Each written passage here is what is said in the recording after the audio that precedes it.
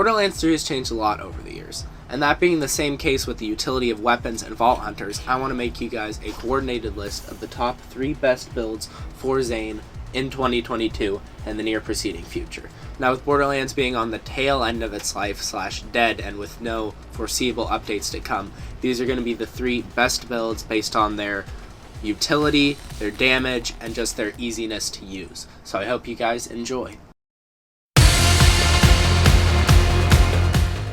Alright, so coming in at number 3, we have the all-around build.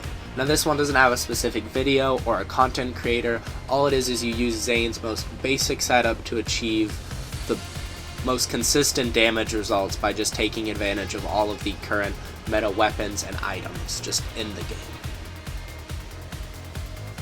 Now some of the weapons that you're going to want to be using for these builds are just the current meta weapons. So things like the Light Show, the OPQ system, the Free Radical, the No Pew Pew, the Hellwalker, the Complex Root, anything like that. If it's just a good overall weapon, you can use it in this build.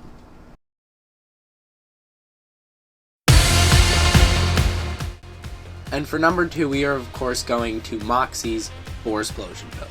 Now if we were ranking this purely on damage, Moxie's build would definitely outrank the number 1 spot, but I just think based on the amount of perfect gear that you need to make this build really shine, it becomes hard for a lot of people sort of getting into the early stages of late game to obtain this, so my number 1 spot is going to be going to something different. But that being said, this is an amazing build, deals incredibly high damage. Some great weapons you can always use are things like the Complex Root, my personal favorite. Any really good rocket launcher or a weapon that deals splash damage is going to shine with this build.